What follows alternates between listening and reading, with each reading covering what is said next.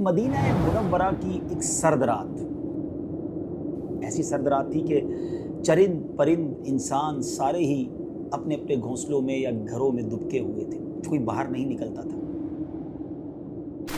मगर इस सर्द रात में दो शख्स मदीने की गलियों में घूम रहे थे। हुलिये से ऐसा लग रहा था कि एक आका है और दूसरा गुलाम है, और चलने का अंदाज ये बता रहा था कि चहल कदमी नहीं बल्कि किसी ख़ास मकसद के लिए जा रहे हैं।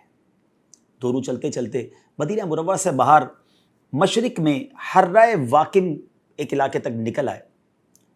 आका ने अपने ग़ुलाम से कहा कि ए असलम, एक झोपड़ी है और उसमें आग जलती हुई नज़र आ रही है। इस अंधेरे में कौन है जो यहाँ पर क्या कर रहा है? दोनों उस खेमे के पास पहुँचे तो देखा कि कोई खातून है, अपने नन्हे मुन्ने बच्चों के साथ मुकीम है और चूल्हे पर एक हंडिया चढ़ा रखी है जिसमें वो कुछ पका रही हैं, और बच्चे उसके साथ मुसलसल बैठे हुए रो रहे हैं, यानी उन्हें बहुत भूख सता रही है। आका ने सलाम किया और ख़ातून ने उसको तवज्जो किए बग़ैर सलाम का जवाब दिया। आका ने घर में दाखिल होने की इजाज़त तलब की तो ख़ातून ने कहा कि कोई खैर का काम है तो आओ, वरना हमें तुम्हारी कोई ज़रूरत नहीं है। आका देख रहा था कि वो ख़ातून बड़ी बेरुखी से जवाब दे रही हैं, इसका मतलब वो बहुत दुखी हैं। आका ने उससे इस्तफसार किया, सवाल किया कि बीबी तुम कौन हो और ये बच्चे क्यों रो रहे हैं? तो औरत ने कहा कि मैं मदीना मुनव्वरा की रिहायशी हूँ, मेरे बच्चे बहुत भूखे हैं, इस वजह से रो रहे हैं। तो आका ने कहा कि हंडिया में क्या पका रही है?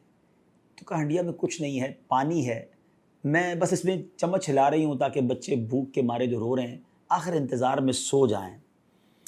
दुखियारी खातून ने अपना दुख बयान करते हुए फरमाया कि मैं एक गरीब औरत हूँ, मेरे पास इतने भी अखराजात नहीं है कि मैं अपने बच्चों को खाना खिला सकूँ, उनका दिल बहला रही हूँ, लेकिन हमारे अमीरुल मोमिनीन हैं जिनको हमारी ख़बर ही नहीं है, हम उनके महकूम हैं, वो हमारे हाकिम हैं, हम उनकी रियाया हैं, उनका हक़ बनता है कि वो हमारी खबर गिरी करें, मगर हमारा तो वक्त जैसे तैसे गुजर जाएगा, लेकिन कल बरोज़ क़यामत अमीरुल मोमिनीन और हमारे दरमियान अल्लाह अज़्ज़ा वजल फ़ैसला फ़रमाएगा, और यकीनन आखिरत की पकड़ बहुत सख्त है।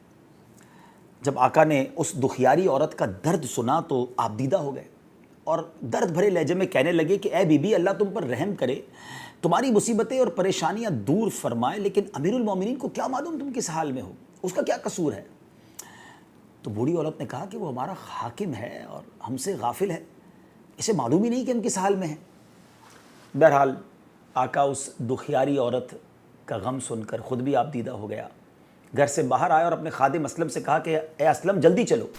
वो दोनों फिर उस सर्द रात में चलते हुए मदीना मुनव्वरा की अंदरूनी आबादी की तरफ आ गए। आका बहुत गहरी सोच में था, क्योंकि जो औरत ने हालत ज़ार बयान की थी वो उसकी आप बीती सुनकर उसके दिल पर बड़ा बोझ था। बहरहाल वो आका गल्ले के अनाज के गोडाउन के पास पहुंचा, अपने खादिम से कहा कि जल्दी जल्दी एक बोरी लो, उसमें आटा भरा गया, खजूरें डाली गईं, कुछ रकम भी डाली गई, खाने पीने का सामान भी। और जब ये पूरी बोरी तैयार हो गई तो आका ने असलम से कहा कि असलम, मुझे जल्दी से मेरे कंधे पर ये बोरी रख दो। असलम कहता है हुजूर, मैं आपका खादिम, आप मेरे आका, बोरी मैं उठाऊँगा। तो एक तारीख़ी जुमला उस आका ने कहा कि आज इस दुनिया में तो तू मेरे हिस्से का बोझ अपनी पीठ पर उठा लोगे, लेकिन मेरी तकलीफ़ क़यामत के दिन कौन बर्दाश्त करेगा जब कोई किसी का बोझ जान नहीं उठाएगी और किसी को किसी की तकलीफ़ ट्रांसफ़र नहीं की जाएगी। अब इसके बाद ये अजीब हुक्म था कि ग़ुलाम के होते हुए आका ने उस बोरी को उठाया। दोनों फिर तेज़ तेज़ चलते हुए फिर उस बुढ़िया के खेमे पे पहुँचे। अब उसने आका ने जाकर बुढ़िया की झोंपड़ी में, उस खेमे में अपनी बोरी को उतारा, खाने पीने का सामान निकाला गया। हंडिया के अंदर अब बाकायदा खाना बनने लगा। पहले तो पानी गर्म हो रहा था ना, और आका आग भी जलाता रहा, उसे फूंक भी मारता रहा, यहाँ तक कि उसकी दाढ़ी के अंदर से धुआं जो है वो निकल कर बाहर आने लगा। और खाना पकाते पकाते उस आका ने जब खाना तैयार हो गया तो चूल्हे से हंडिया को उतारा और औरत से कहा कि कोई बड़ा बर्तन ले आओ। औरत बर्तन लाई, उस पर खाना डाला गया, अपने हाथों से आका ने उसे ठंडा किया।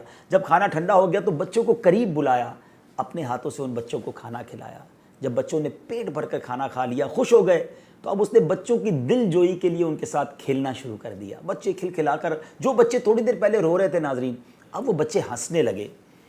अब आका ने जब ये सब कुछ हो गया तो बकिया खाना खातून के पास छोड़ा और अपने खादिम असलम के पास सुकून के साथ आकर बैठ गया और उसके कंधे पर ऐसे हाथ रखा कि जैसे अब बहुत बड़ा बर्डन जो है, बोझ जो है वो उतर गया।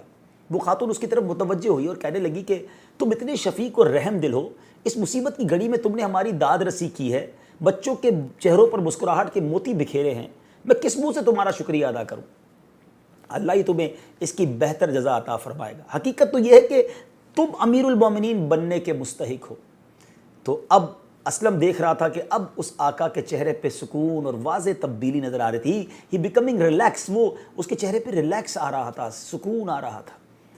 اس آقا کی جگہ کوئی اور شخص ہوتا نا ناظرین تو وہ اپنی تعریف پر پھولے نہ سماتا اور جا کر لوگوں میں اپنے اس کارنامے کو بیان کرتا چوڑے سینے کے ساتھ کہ میں نے رات کے اندھیرے میں جا کے ایک بڑھیا کی یوں مدد کی ہے۔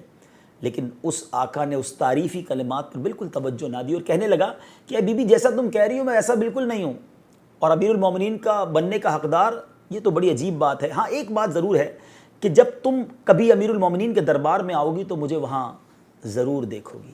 پھر آقا اللہ عز و جل کا شکر ادا کر کے اپنے خادم اپنے غلام اسلم سے کہتا ہے، اے اسلم بھوک نے ان بچوں کو جگا رکھا تھا اور بھوک انہیں مسلسل رلا رہی تھی، جب میں نے ان کی یہ حالت دیکھی تو مجھے اپنے بچے یاد آ گئے۔ میں نے اپنے دل میں تہیہ کر لیا، پکا پرامس کر لیا تھا کہ جب تک ان بچوں کی بھوک کو ختم نہیں کروں گا، ان روتے چہروں پر مسکراہٹ نہیں لاؤں گا، میں جب تک چین سے نہیں بیٹھوں گا اور نہ ہی واپس اپنے گھر جاؤں گا۔ اور اللہ کا شکر ہے کہ میں اپنے مقصد میں کامیاب ہو گیا۔ ناظرین یہ آقا اور یہ غلام پھر مدینے کی گلیوں سے ہوتے ہوئے اپنے گھر واپس آ گئے۔ اب ہو سکتا ہے ایک سوال سب ناظرین کے ذہن میں ہو کہ یہ آقا تھا کون کہ جو اپنے اور غلام کے درمیان امتیاز نہیں رکھتا تھا؟ وہ کون تھا کہ جس کے دل میں پیارے آقا کی دکھیاری امت کا جذبہ کوٹ کوٹ کر بھرا ہوا تھا؟ وہ آقا کون تھا جس نے رات گئے ایک غریب و نادار عورت کے خیمے میں جا کر بچوں کے لیے کھانا بنایا؟ ایسا آقا کوئی اور نہیں، ہم سب کے آقا سیدی فاروق اعظم رضی اللہ تعالیٰ عنہ تھے۔ جی ناظرین یہ وہی ہستی ہیں جن کے بارے میں میرے آقا فرماتے ہیں کہ اگر میرے بعد کوئی نبی ہوتا تو وہ عمر ہوتا۔ حضرت عمر جو آدھی دنیا پر حکومت کرتے تھے مگر احساس ذمہ داری کا حال یہ تھا کہ مدینے کے باہر ایک خیمے میں ایک بوڑھی عورت بھوکی ہے اور اس کے بچے بھوکے ہیں، آپ بے چین ہو جاتے ہیں اور اپنے ہاتھ سے سارے کام کرتے ہیں۔ یہ سارے کام کرنے کے بعد بھی اپنا تعارف نہیں کرواتے، احسان نہیں جتاتے۔ اللہ کرے کہ میں اور آپ بھی احساس ذمہ داری اپنانے والے بن جائیں۔